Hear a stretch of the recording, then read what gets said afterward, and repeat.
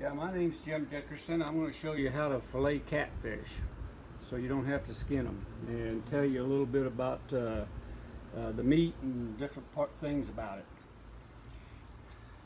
This is a diamond sharpener. You're supposed to get it wet. And it takes very little. It's real good for stainless steel knives. It takes very little metal off. See, just finer than frog hair. Okay, first thing you do is you cut this off. You got to have a sharp knife. This is dangerously sharp. You cut that off, and then you go down the middle like that.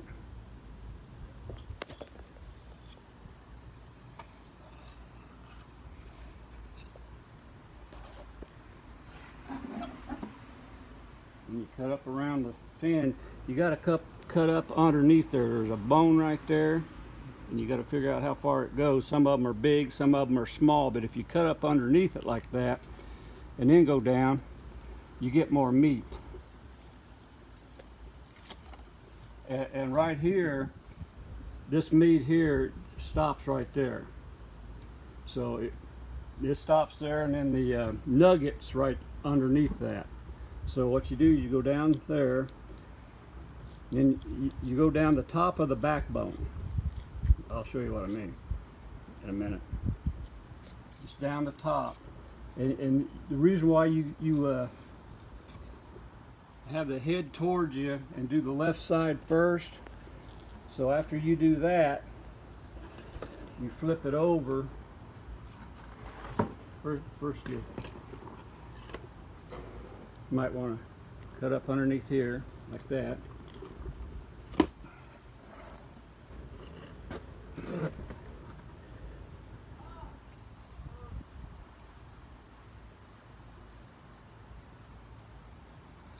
This is about a 12-pounder here. This is the size that everybody says ain't no good to eat.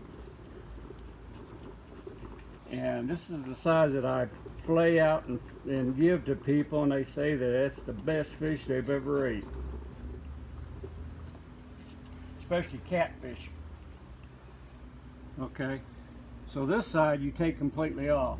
So you go down there, you take your finger here and lift this there up like this. And you go all the way to the, right up here you're going down to the rib. And then right here you're past the rib, where you go up and over. And this is not a lot of blood. I ice mine down and clean them the next day. It's more humane, and usually the blood goes to the bladder, but we just caught these last night, and sometimes they're still alive. They're just in a coma. So you go all the way through there. See how I cut down to here like this, and then I fold it over, and then I go up over like this here, so that it's all bone. That way you get all the meat.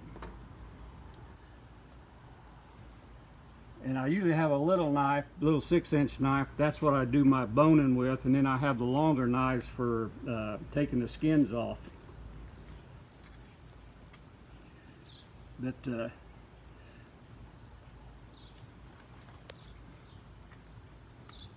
I'll show you here. I got a little carried away here.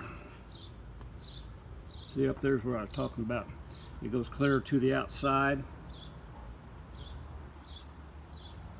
and then it goes down the ribs, and the ribs go clear to the outside. So you cut them on down like that.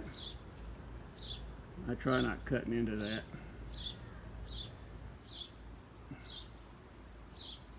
But it happens. And I don't like that blood to dry on there, so I'll get some water on there. This one here is a lot bloodier than they usually are. Usually whenever you put them on ice, let them die that way. Put them on ice and water. They all the blood goes down to the bladder or to the spleen, and there ain't much blood. Then you take a longer knife And can you see that yellow in there? You cut that yellow, that's off the fin meat. They say cut that off because that's got a lot of your chemicals and what have you, because it's got a lot of fat in it. You can see that yellow. That's the yellow that they want to cut out. Some people think it's because the whole thing's yellow, you got to throw it away, but that's not true. See, it's still yellow, but that's good meat.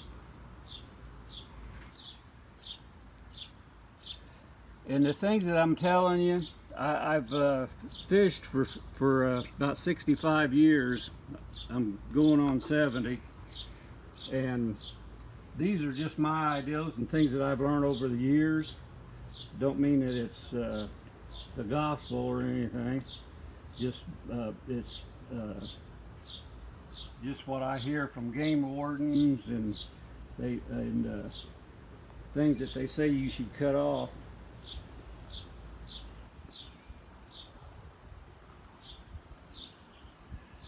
So you cut those two sides off like that. And see there's still fat up there. You need to get that off of there.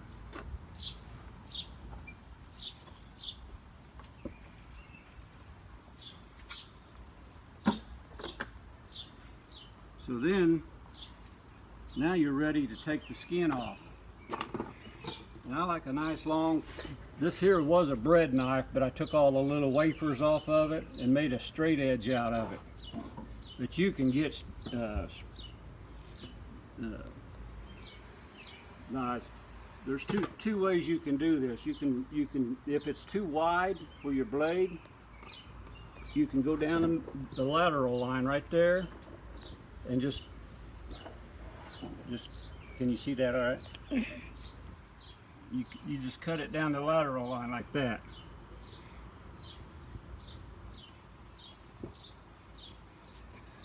So what that does for you, it makes it thinner so you can control the knife better.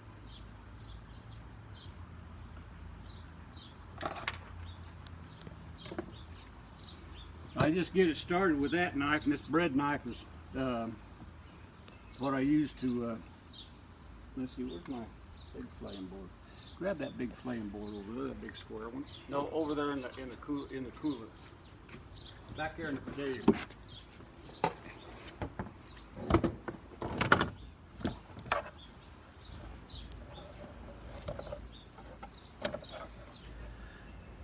You want to do this on a flat surface, and you want to hang your hand over the side so that you can get that right even with the board, and you just kind of push and saw and try to keep that about an 1/8 inch off that skin. Let me show you why. See this stuff here? That's what you want to get. That's called the mud vein. Like on a carp, all fish have got it, but some of them are real dominant. But that's the stuff you want to get off of it. That's on the skin. And if you skin them, you leave that on there, and that's why they say they're no good, because they taste terrible. That stuff is real nasty tasting. So it goes right down to the middle of it. That's called the mud vein. A lot of people think it's a little white vein, but that's not it. So then this is right down the middle. You want to go all the way down through the piece of meat.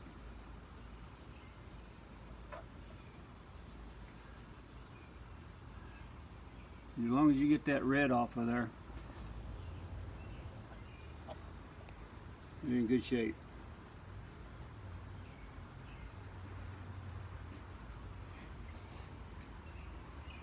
Now I'm going to tell you something. When you first start doing this, you're going to mutilate the fish, and you're not going to get much meat. I had to mutilate a lot of them before I got good at it. So you just need to know that. But don't give up on them.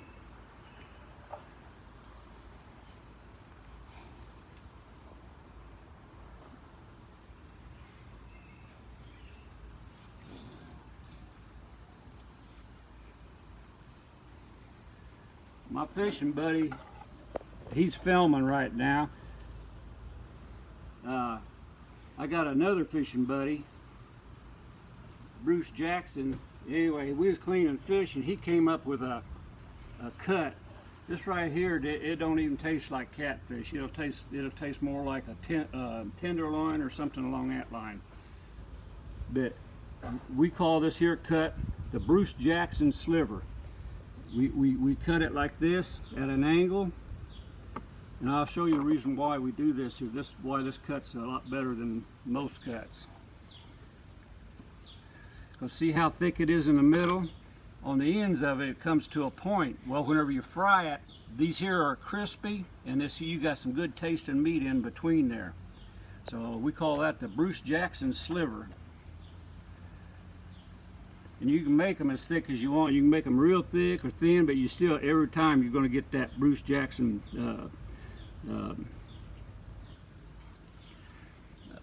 crispy at the ends of it. And it makes it a little wider too.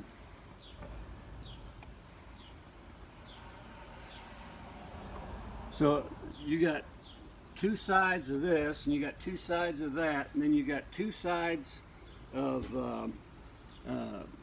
fin meat, and then you've got two sides of the jaw meat. And they all taste different. Some taste like catfish, but it's not got that offensive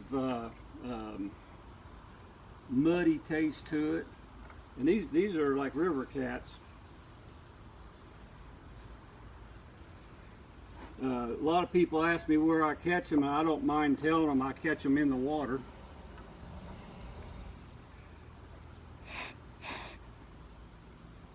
And they don't like hearing that. But if I tell everybody where they're at, the next thing you know, there is none. Because I've done that.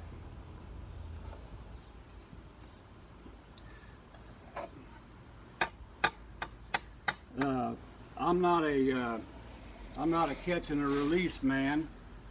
I like to, whenever I'm out fishing, I talk to people that are catch and release, and I ask them, I say, are you catch and release? And they say, yeah, we're strictly catch and release. And so I ask them, I say, well, you know what I am? They say, what? And I tell them, I said, I'm a fillet and release. And they say, oh, don't say that, you're killing our fish. And I tell them, I say, yeah, but you're just torturing them, catching them and turning them loose. I get a lot of sick fish that way. I catch, bass are supposed to eat live things, but I catch them on cut up bluegill on the bottom, and that used to be unheard of. You got to have something moving, but they're so sick they can't eat. So goes the story. But people ain't going to stop having fun, but they need to know what they're doing too. If that's what I did, I'd probably take up golfing or something that ain't gonna hurt something like beekeeping, something that you know, you get value out of it. You get the pleasure. It's fun, but you take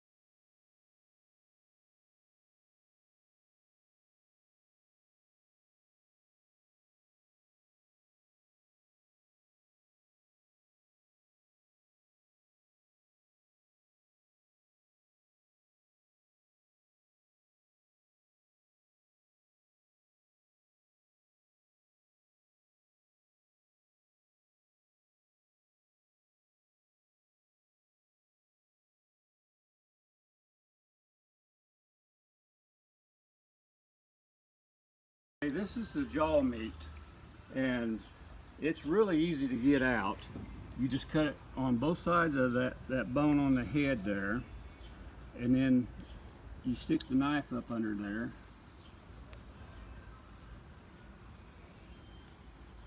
And you cut down in there, then you just peel that back like you did the other fillet, and just there's a little bone right here, so you got to cut up and around that bone, and then you go around the jaw meat. So what I do is I stick my finger in his eye, and he doesn't seem to complain too much. Then I go, see that little bone right there? It goes up and over, and then you can go around. You go right where the jaw's at.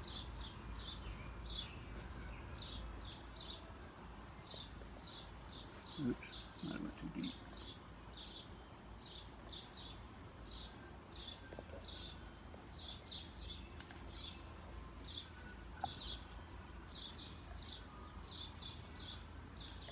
That's it. Didn't cut far enough around it. Far enough around that piece there. Ouch.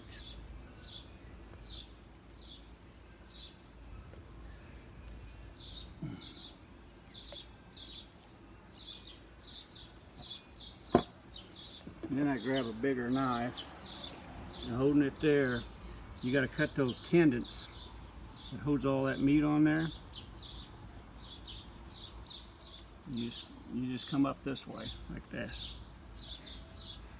That's the jaw meat right there. Now you see this red here and this stuff here, that's all got to go. You got to cut that off of there.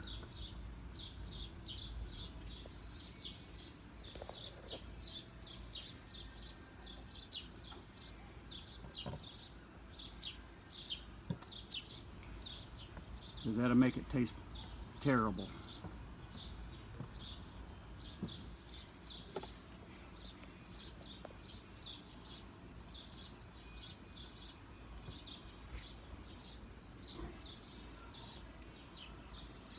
It's a little piece, but this piece here is like,